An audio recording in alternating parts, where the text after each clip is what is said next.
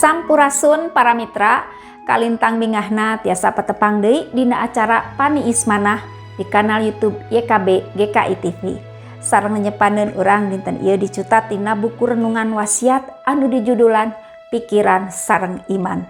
Dumasar kitab Jabur pasal 84. Sareng nas nu janten puseur pangnyenyepan urang nyaeta ayatna nu ka-18 anu unggalna kieu. Sanggem pikiran aduh tiguling nanging teras disangkeh ku satia asih Gusti. Para mitra, akal budi kanggo ngalarapkeun pamikiran nu logis eta teh paparin ti Gusti nu kedah ku urang dipisukur. Ku akal budi urang mampu ngarancang strategi mangnaroskeun masalah secara kritis, nimbang kauntungan sareng karugelan, ngali informasi sareng nyiptakeun inovasi-inovasi mangrupi pakakas teknologi nu nulungan karya hirup. Nanging akal budi oge gaduh kalemahan, margi tampolana jalmi nungan ngagunakeun akal budina samata, temahna matakna langsa nalika kasampakeun pasualan hirup nu teu saluyu sareng idealisme atanapi teori nu dipikirkeun sareng nu dicepeng pager.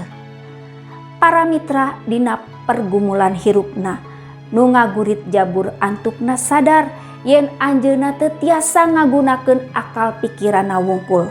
Sanes mihartos akal budi teh teu miguna, nanging teu sadaya masalah tiasa ditutaskeun ku kahebatan pipikiran wungkul.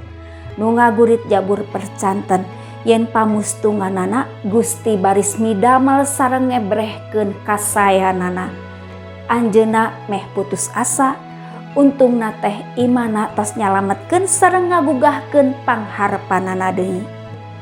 Para mitra dina waktos milari solusi atanapi bong bolongan pikeun masalah hirup, urang kedah ngalengkepan upaya pamikiran urang ku tindakan iman.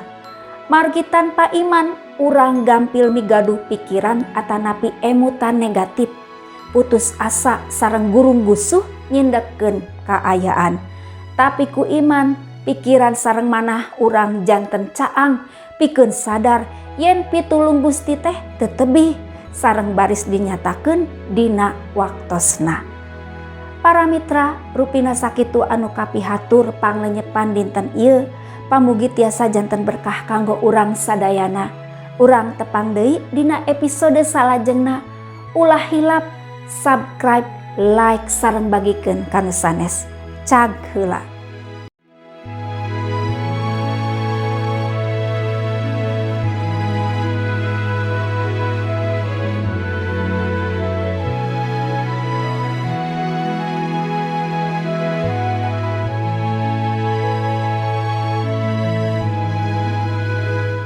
Sahabat, mari dukung pelayanan dan pekabaran Injil melalui YKB dengan membagikan link acara ini kepada sebanyak mungkin orang. Dukungan juga dapat saudara lakukan dengan mentransfer dukungan finansial ke rekening BCA ke nomor 450 305 2990 450 305 2990 atas nama Yayasan Komunikasi Bersama.